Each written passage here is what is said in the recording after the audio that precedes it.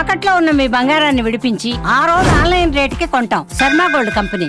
నమస్కారం, welcome to Suman TV. నేను Gitanjali. December 30వ తారీఖున సోమవతి అమావాస్య.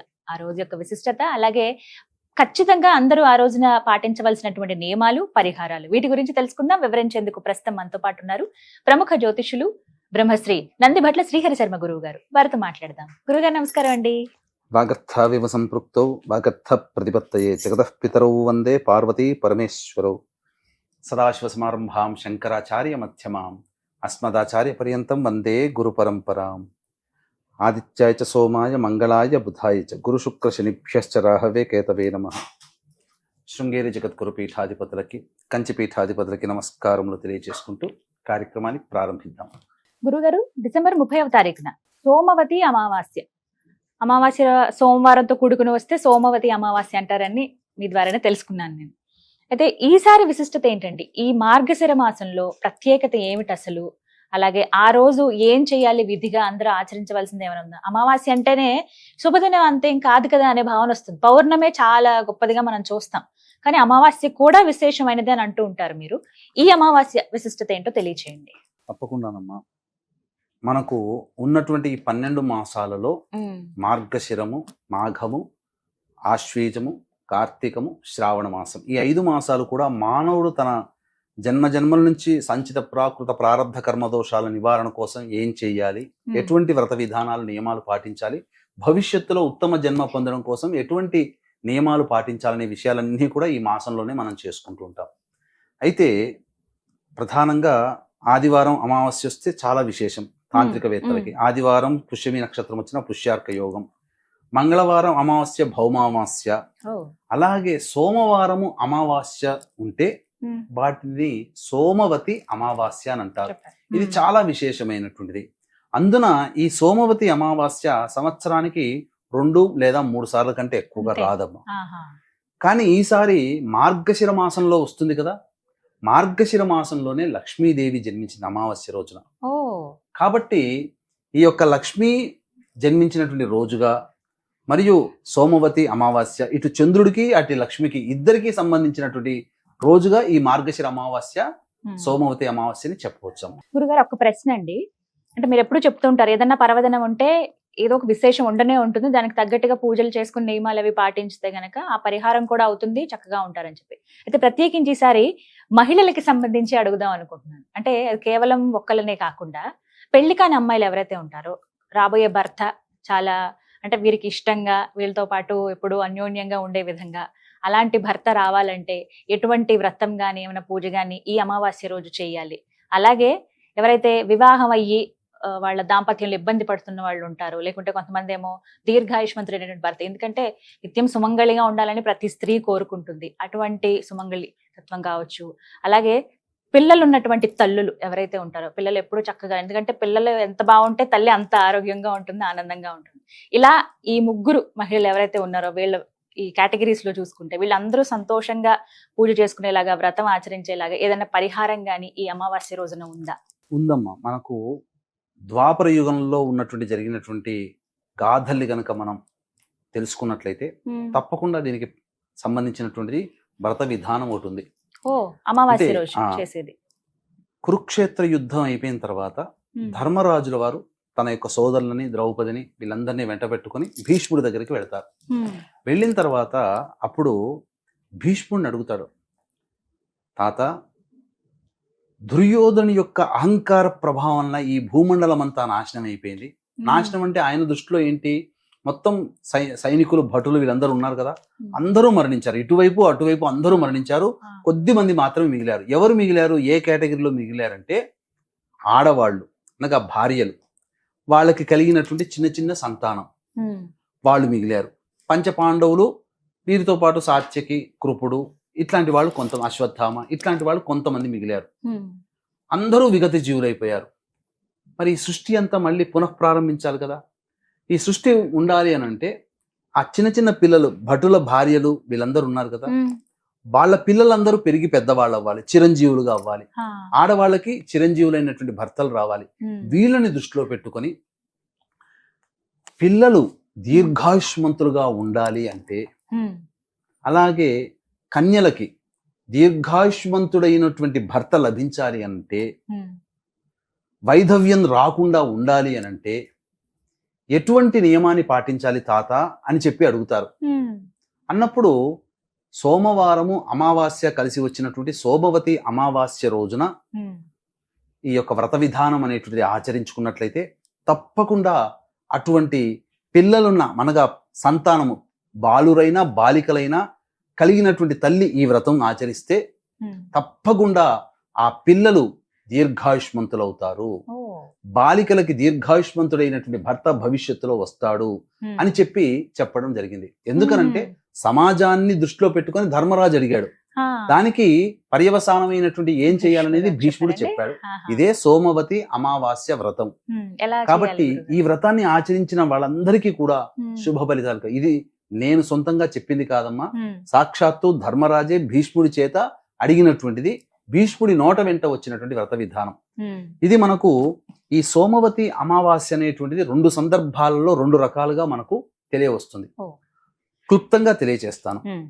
భర్త యొక్క ఆజ్ఞను మీరి తండ్రి పిలవకపోయినా పిలవని పేరంటానికి వెళ్ళినటువంటి సతీదేవి అక్కడ అవమానాలకు గురై భర్తకి తిరిగి ముఖం చూపించలేకపోవడం చేత అగ్నికి ఆహుతి చేసుకుంటుంది.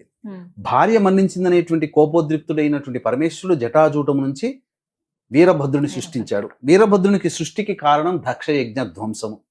ఈ దక్షయజ్ఞ ధ్వంసం జరుగుతున్నప్పుడు నవగ్రహాలు వచ్చి చేరాయి. అందున సూర్యచంద్రుల వారు కూడా వచ్చి కూర్చున్నారు.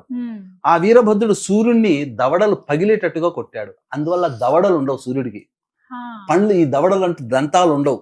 అందుకనే ఆదివారం రోజున ఉదయిస్తున్నటువంటి సూర్యుడికి గోధుమ నూక బాగా ఉడికిన తర్వాత పదార్థాన్ని నైవేద్యంగా పెడతారు. ఉడికిన పదార్థమే సూర్యుడికి నైవేద్యంగా ఉంటుంది ఎప్పుడు కూడా. నమలలేడు. చంద్రుడిని ఏం చేస్తాడు వీరభద్రుడు? ఇష్టం వచ్చినట్లు కొడతాడమ్మా. రక్తాలు కారుతాయి, బొబ్బలు ఎక్కుతాయి. ఈ బాధని భరించలేకపోయి తోడలుడైనటువంటి ఈశ్వరుని దగ్గరికి వెళ్ళినప్పుడు, ఈశ్వర, నీ యొక్క సృష్టిలో ఉన్నవాడే వీరభద్రుడు నన్ను ఇట్లా చేశాడు, నేను బాధలు పడలేకపోతున్నాను, ఇక బాధల నుంచి తప్పించుకునే మార్గం లేదా అంటే, వచ్చే సోమవారం నాడు అమావాస్య వస్తుంది, ఆ రోజున నువ్వు నన్ను అర్చించు, తప్పకుండా నీకు సమస్య పరిష్కారం అవుతుందనంటే ఆ సోమవారం రోజున చంద్ర భగవానుడు ఈశ్వరుణ్ణి పూజిస్తాడు. అభిషేకము వివిధ ద్రవ్యాలతో అర్చన చేస్తాడు. తత్ఫలితముగా అతనికి కలిగినటువంటి దేహము కలిగినటువంటి బాధలన్నీ తొలగిపోతాయి.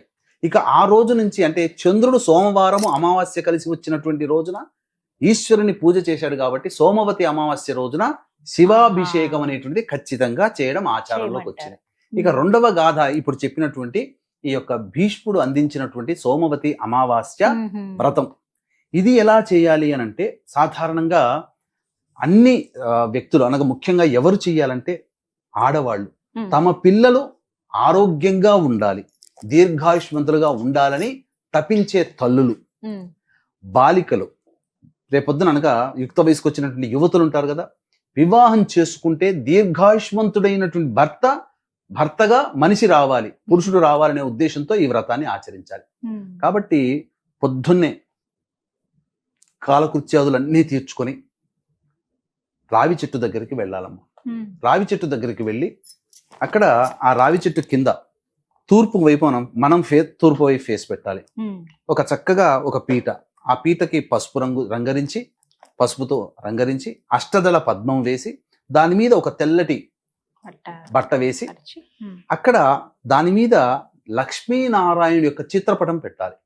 పెట్టి దానికి పూలమాల వేసి మధ్యలో ఆ పటానికి ముందర 1 కిలోంబావు లేదా కిలో బియ్యం రాశిగా పోసి దాని మధ్యలో ఒక రాగి కలశం కానీ మట్టి కలశం కానీ పెట్టి ఇక పంచపల్లవాలు లేదా మామిడి ఆకులు ఆ యొక్క కలశంలో వేసి కొబ్బరికాయ పెట్టి జాకెట్ ముక్క దానికి వస్త్రముగా పెట్టి తదనంతరం పూజా విధానాన్ని ఆచరించాలి. ఏం చెయ్యాలి?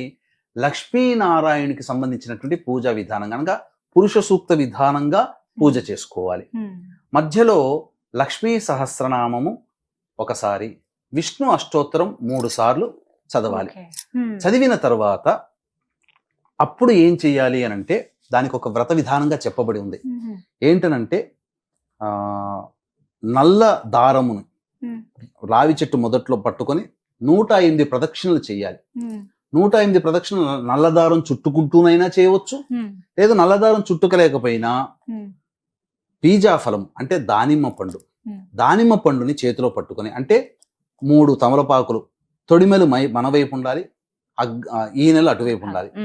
ఆ విధంగా దానిమ్మ పండు చేతిలో పట్టుకొని విష్ణునామ స్మరణ చేసుకుంటూ నారాయణాయ నమః లేదా లక్ష్మీనారాయణాయ నమః అనుకుంటూ, లక్ష్మీనారాయణాయ నమః అనుకుంటూ 108 ప్రదక్షిణలు చేయాలి. చేసిన తర్వాత అప్పుడు అక్కడ కింద కూర్చొని ఆ యొక్క పండుని నైవేద్యంగా పెట్టి, ఆ విష్ణు ప్రీతి కోసమై, అమ్మవారి ప్రీతి కోసమై ఏదైనా కానీ బెల్లం పాయసం నైవేద్యంగా పెట్టాలి. పెట్టి అక్కడ పూజ వ్రత విధానం అంతా అవుతుంది కదా, ఆ వ్రత విధానం ప్రదక్షిణలు ఇవన్నీ ప్రదక్షిణ చేసేటప్పుడు 108 ప్రదక్షిణలు చేసి ధూపదీప నైవేద్యాలు ఇవ్వాలి. ఇచ్చిన తర్వాత అప్పుడు ఆ కలశం ఉద్యాపన చేసి ఆ కలశంలో నీరుని రావి చెట్టు మొదట్లో వేయాలి. వేసి వెనక్కి తిరిగి చూడకుండా ఇంటికి వచ్చేయాలి. ఇది ఆ సోమవతి అమావాస్య ఉన్నటువంటి రోజున చెయ్యాలి. ఇక ఆ రోజునంతా ఉపవాసం ఉంటే చాలా మంచిదమ్మా. ఉపవాసం ఉండాలి. ప్రదోషకాల సమయానికి చేరుకునేసరికి పొద్దున విష్ణు పూజ చేశాం కదా, సాయంకాలం ఈశ్వర పూజ చేయాలి. ఈశ్వర పూజ విధానం కూడా మనకు తెలియజేస్తాను. వీక్షించేటువంటి ప్రేక్షకులకి గమనిక.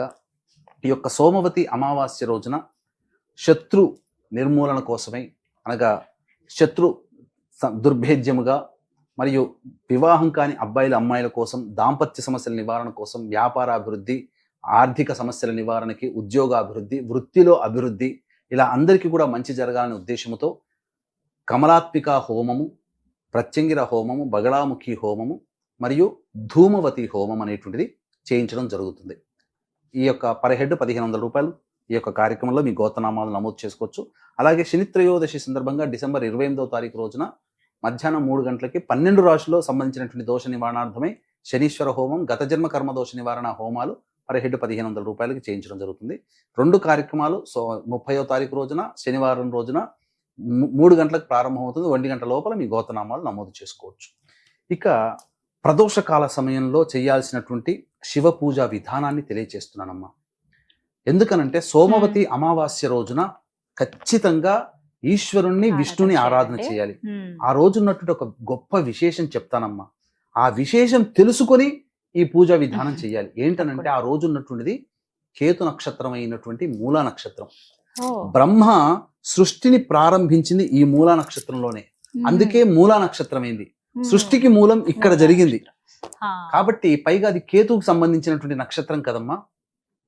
ఈ యొక్క రాహువు గత జన్మ కర్మదోషాన్ని ఈ జన్మలో మన చేత అనుభవింపచేస్తాడు. భవిష్యత్తులో వచ్చే సంఘటనలన్నీ కేతుగ్రహ ప్రభావం వల్ల కలుగుతాయి. ఈ 2024 పోతూ పోతూ సోమవతి అమావాస్య మనకు అందించింది కదా. ఈ 2024 అయిపోతూ 2025లో మనకు వచ్చేటువంటి కష్టాలు, నష్టాలు ఏవైతే ఉన్నాయో, ఈ సోమవతి అమావాస్య రోజున చెప్పినటువంటి విధానాన్ని ఏ వ్యక్తి అయితే ఆచరిస్తాడో 2025లో వచ్చే కష్టాలన్నీ తొలగిపోతాయి కేతుగ్రహ ప్రభావం వలన. కాబట్టి ప్రదోషకాల సమయం సుమారు 5:22 ప్రదోషం అనగా సూర్యాస్తమయం అవుతుంది. దానికంటే 45 నిమిషాల ముందర అనగా 4 గంటల కల్లా శివాలయానికి చేరుకొని అక్కడ శివాలయంలో అభిషేకం జరిపించుకోవాలమ్మా. వీలైనంతగా మీకున్నటువంటి అన్ని ద్రవ్యాలతో అభిషేకం, చెరుకు రసంతో కానీ, పళ్ళ రసాలతో కానీ, పంచామృతాలతో కానీ, లేదా ఏవి లేకపోయినా మంచినీళ్లతోనైనా కానీ అభిషేకం. శక్తి ఉంది, సమయం ఉంది, భక్తి ఉంది అనుకున్న వాళ్ళు ఈ కలియుగంలో, కలియుగి అన్నగత ప్రాణ మానవులకి కాబట్టి మన ప్రాణములన్నీ, పంచ ప్రాణములన్నీ కూడాను భోజనం అనగా అన్నంలో ఉంటాయి. కాబట్టి ఈ యొక్క గంజి వార్చినటువంటి అన్నాన్ని మల్లెపూలలాగా పూలగా అవుతుంది కదా, గోరువెచ్చగా ఉన్నప్పుడు బాహ్యాంతరాలయం అనగా అంతరాలయంలో కాకుండా బాహ్యాలయంలో శివలింగం ఉంటుంది. శివాలయంలో అక్కడ నమకము చదువుతూనైనా లేదా శివాయ నమః అంటూనైనా కానీ ఆ శివలింగానికి అభిషేకం చేసి, ఒక ప్రదోషకాల సమయంలో అభిషేకం చేసిన తర్వాత ధూపదీప నైవేద్యాలు అర్చన చేస్తారు. ఈ అర్చన చేసేటప్పుడు 8 రకాల పుష్పాలతో అర్చన చేయాలి. అంటే చామంతి పూలు, శంకుపుష్పి పూలు, తామర పూలు, కలువ పూలు, మల్లె పూలు, గన్నేరు పూలు, ఇలా నందివర్ధనం పూలు, తీగకాడ మల్లె పూలు, ఇలా 8 రకాలైనటువంటి పుష్పాలతో స్వామికి అర్చన చేసి ధూపదీప నైవేద్యాలు. ఆ నైవేద్యంగా అభిషేకం చేసినటువంటి అన్నాన్ని భక్తులకి పంచవచ్చు, మనం ఇంటికి భోజనం చేయవచ్చు ఇంటికి వెళ్ళి. ఆ విధంగా ఆ రోజంతా ఈ నియమాన్ని ఎవరైతే పాటిస్తారో తప్పకుండా వాళ్ళకి మంచి జరుగుతుంది. అంతేకాకుండా ఆ రోజున గణపతికి కూడా అర్చన చేయాలి. మూల నక్షత్రం కదమ్మా, అధిదేవత గణపతి. గణపతికి అర్చన చేయాలి. కుక్కలకి ఏదైనా తినే పదార్థాలు ఆ రోజున విధిగా పెట్టాలి. ఈ నియమాలు ఎవరైతే ఈ రెండు విష్ణువుకి సంబంధించినటువంటి ఉదయం సాయంకాల సమయంలో సంబంధించినటువంటి శివాభిషేకం అర్చన ఎవరైతే ఏ మానవుడైతే చేస్తాడో ఖచ్చితంగా నన్ను నమ్మి చేయండి. 2025 సంవత్సరంలో మీ కష్టాలు కష్టంగా అనిపించకుండా మిమ్మల్ని వదిలి వెళ్ళిపోతాయి. ఇదే కష్టం పక్కవాడికి వస్తే ఎంత బాధపడ్డాడో మనకెందుకు ఇంత బాధపడలేదన్నప్పుడు అప్పుడు తెలుస్తుంది. ఏదైనా కానీ తినగానే జీర్ణం అవ్వదు కదా, అందుకనే ప్రతిదానికి సమయం రావాలి. మనకు కష్టాలు కలిగే సమయం వచ్చినప్పుడు మనం చేసినటువంటి పుణ్యం వల్ల పలానా సుమన్ టీవీలో పలానా శర్మ గారు చెప్పారు, పలానా గీతాంజలి గారు ఇంటర్వ్యూ చేశారు, ఆ ప్రోగ్రాం చూసాం కాబట్టి మాకు చేసుకున్నాము, మాకు కష్టాలు కలిగినాయి, మాకు ఆ కష్టాలు తొలగిపోయినాయి అని చెప్పి అప్పుడు మీరు అనుభవిస్తే తప్ప మీకు అవి తెలియవు. కాబట్టి ముందుగా భక్తి కంటే మించింది ఏమీ లేదండి. వీక్షించేటువంటి ప్రేక్షకులు కూడా అందరూ కూడా ఈ సోమవతి అమావాస్య చాలా ప్రభావవంతమైనది. పైగా లక్ష్మీ అమ్మవారి పుట్టినటువంటి రోజు, మార్గశిర మాసంలో వస్తున్నటువంటి సోమవతి అమావాస్య అన్నిటికంటే మించి 2024 సంవత్సరం పోతూ పోతూ ఇన్ని కష్టాలు 2024లో పడ్డాయి, ఇదేం జీవితం రా బాబు, వచ్చే సంవత్సరం అయినా బాగుండాలి అని కోరుకునే ప్రతి మనిషి ఈ పరిహారం సోమవతి అమావాస్య రోజున ప్రతి మనిషి చేసి తీరాల్సిందే. తత్ఫలితముగా దైవానుగ్రహాన్ని పొంది అప్పుడు మీరు ఆ మంచి సుఖాన్ని యోగాన్ని అనుభవిస్తారు అని చెప్పడంలో ఏమాత్రం సందేహం లేదు. చాలా చక్కటి పరిహారాలు గురుగారు. ఈ అద్భుతమైన రోజు వినియోగించుకోవాలి అందరూ కూడాను. చక్కగా వివరించారండి. ధన్యవాదాలు. సర్వం శ్రీ ఉమామహేశ్వర పరబ్రహ్మార్పణమస్తు.